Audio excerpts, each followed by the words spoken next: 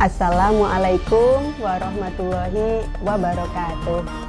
Wahai sahabat Tablik Aisyah, alhamdulillah kita masih bertemu dengan bulan Ramadan, bulan yang penuh dengan keberkahan dan bulan di mana Al-Quran pertama kali diturunkan kepada Nabi Muhammad SAW.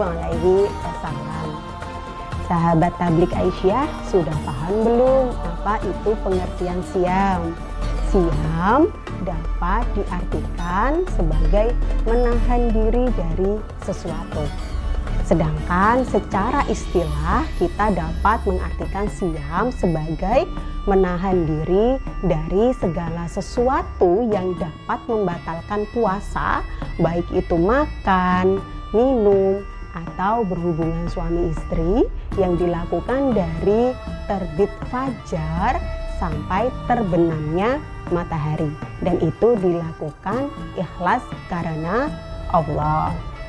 Adapun dasar dalil diwajibkan puasa ini ada di dalam Quran surat Al-Baqarah ayat 183 yang bunyinya A'udzu billahi minasyaitonir rajim. Ya ayyuhalladzina amanu kutiba alaikumussyam kama kutiba alal ladzina min qablikum la'allakum tattaqun. Wahai orang-orang yang beriman, diwajibkan atas kamu sekalian berpuasa, sebagaimana hal itu juga diwajibkan atas orang-orang sebelum kamu, agar kalian semua menjadi orang-orang yang bertakwa. Sahabat Tablik Aisyah, ada beberapa ketentuan dari ibadah puasa yang harus kita pahami bersama ya, karena puasa ini merupakan ibadah mahdhoh ya, ibadah yang sudah ditentukan rukun syarat dan waktu pelaksanaannya. Yang pertama yang perlu kita pahami, puasa yang kita lakukan harus ikhlas karena Allah Subhanahu wa Ta'ala. Hal ini didasarkan dalil hadis yang diriwayatkan oleh Imam Bukhari, bunyinya innamal a'malu binniyat wa innama likulli imri'in ma nawa. Adapun segala amal perbuatan itu tergantung kepada niatnya, dan setiap orang itu juga bergantung atas niatnya. Nah, dari hadis ini kita dapat memetik pelajaran bahwasanya selain kita harus ikhlas karena Allah dalam melaksanakan puasa Ramadan ini, kita juga harus secara spesifik meniatkan puasa yang kita laksanakan ini untuk puasa Ramadan.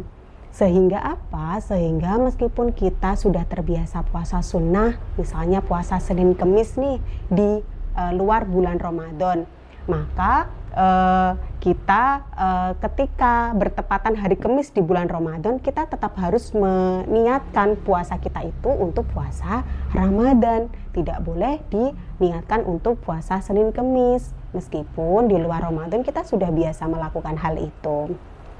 Dan kita juga tidak boleh melakukan double niat ya. Misalnya kita meniatkan puasa hari ini untuk puasa Senin Kemis sekaligus puasa Ramadan, itu tidak diperbolehkan.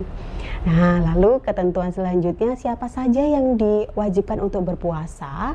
Yaitu semua muslim, baik laki-laki maupun perempuan yang sudah balik dan berakal, atau dalam istilah agama kita disebut mukallaf. Nah, kecuali perempuan atau laki-laki yang dia menemui halangan atau memiliki uzur yang menjadikan dia diberikan rukhsah ya. Misalnya orang yang berhalangan ya, perempuan yang sedang haid atau sedang nifas, itu justru dilarang untuk berpuasa. Karena apa? Karena haid dan nifas itu sifatnya sebagai mani. Mani itu adalah penghalang, maka dia malah tidak boleh atau terlarang untuk mengikuti puasa, tapi tetap harus mengganti atau mengqadha puasa yang dia tinggalkan di hari lain. Lalu golongan yang selanjutnya adalah yang diberikan rukhsah untuk meninggalkan puasa. Ya, ini juga dibagi menjadi dua golongan. Yang pertama, diberikan rukhsah tapi harus mengganti atau mengqadha di hari lain, seperti orang yang sedang sakit atau orang yang sedang berpergian atau musafir. Itu boleh untuk meninggalkan puasa namun harus menggantinya di hari lain. Sedangkan golongan yang kedua yaitu dia diberikan rukhsah untuk tidak berpuasa Ramadan dan dibolehkan mengganti puasa yang ditinggalkan itu dengan membayar fidyah. Siapa saja itu? Yang pertama adalah untuk lansia ya, atau orang yang sudah sepuh sekali, sudah lemah keadaannya dan tidak memungkinkan untuk berpuasa. Itu boleh menggantinya dengan membayar fidyah.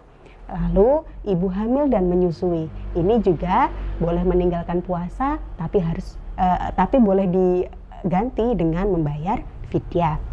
Lalu ada satu lagi yaitu orang yang sakit ya, tapi sakitnya bukan sakit biasa, ini sakit yang berat, yang menahun, yang mungkin tidak ada atau kecil kemungkinan untuk dapat sembuh. Nah, itu juga diberikan keringanan untuk meninggalkan puasa dan diperbolehkan menggantikannya dengan membayar fidyah. Demikian mungkin ulasan sedikit untuk merefresh ingatan kita tentang pelaksanaan puasa Ramadan. Mari kita tingkatkan amal ibadah kita di bulan Ramadan ini sehingga kita bisa lahir kembali dalam keadaan suci nanti di bulan Syawal atau hari Fitri. Demikian, wassalamualaikum warahmatullahi wabarakatuh.